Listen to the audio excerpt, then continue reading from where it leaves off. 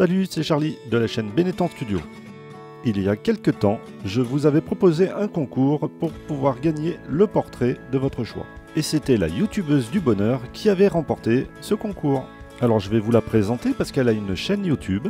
Elle parle de ses différents livres et partage son expérience de jeune écrivain ainsi que ses poèmes. Elle sortira une nouvelle vidéo prochainement qui parlera de son nouveau livre qui s'intitule Chrysalis Forever. Vous pouvez retrouver le lien de sa chaîne YouTube et de son compte Facebook en description de cette vidéo. Et justement, parlons-en de cette vidéo. En même temps que je dessine son portrait, je vais vous expliquer comment faire pour dessiner un portrait. Du moins, je vais vous expliquer mes astuces. Déjà, il nous faut une photo. Donc voici la photo de la gagnante. J'espère que le portrait va lui plaire. Il nous faut aussi donc des feuilles. Moi j'ai pris des feuilles Bristol parce qu'ils sont bien lisses, il y a peu de grains. Une règle et bien sûr la panoplie de tous vos crayons et gomme.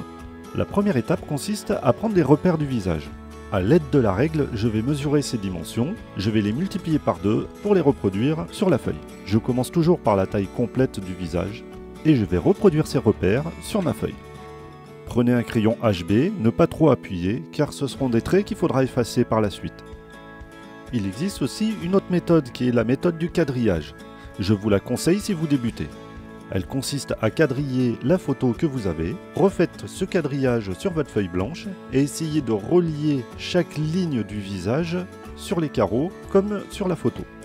Pour ma part, j'essaye de relier chaque repère que j'ai fait en fonction de la courbe qu'il y a sur la photo. Avec les repères que j'ai faits, j'en déduis aussi où sont d'autres parties du visage qu'on peut voir. Par exemple, là j'ai fait les yeux directement parce que j'ai su où les placer exactement grâce au creux du visage qu'on a sur le côté.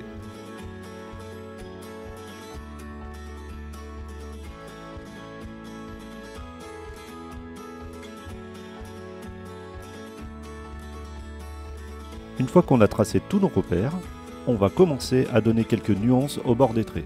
Un portrait réussi, c'est un portrait où on ne voit pas les traits qu'on a tracés. Pour ne plus les voir, vous avez deux possibilités. La première, c'est de les gommer, forcément.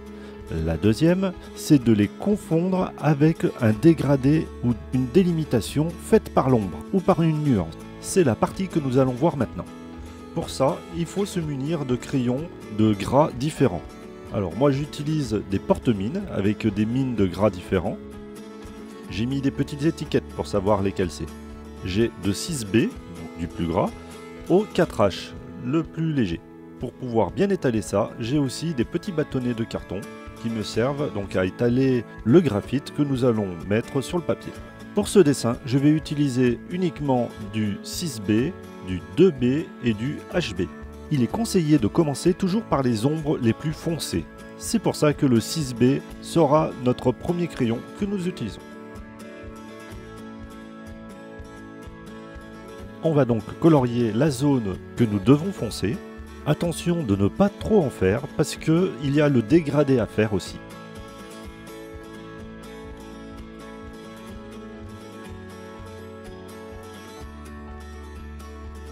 Une fois qu'on a colorié la zone qu'on voulait, on prend notre bâtonnet cartonné et on étale.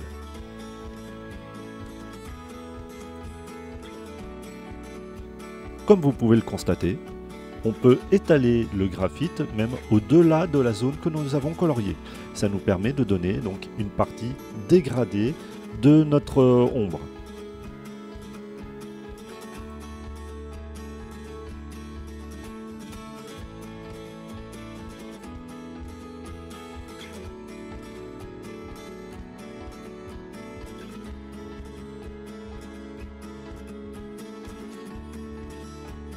Lorsque vous faites un portrait, il est important de colorier absolument la totalité de votre visage.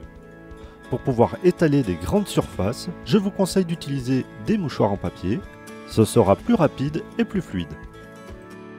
Mettez-le au bout de votre doigt et frottez. N'ayez pas peur si vous trouvez que ça fait trop foncé. Avec la différence de contraste qu'il y a entre la feuille et votre graphite, ça donne un gros contraste qui donne une mauvaise impression au début de votre dessin. Mais je vous promets qu'à la fin de votre dessin, vous le trouverez tout à fait correct.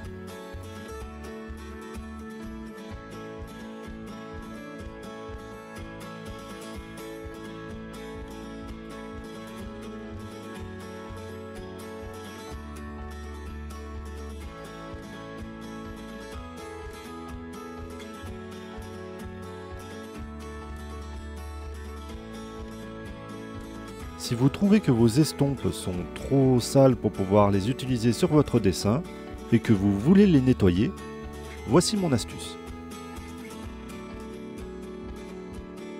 Munissez-vous d'un bout de papier de verre, c'est le papier qu'on utilise pour poncer le bois, et faites des allers-retours tout en tournant votre crayon en gardant un certain angle pour pouvoir garder la forme conique.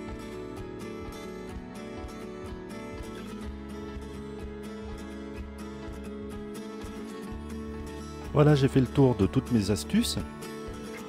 Maintenant, je vais vous laisser profiter de la vidéo. On se retrouve à la fin.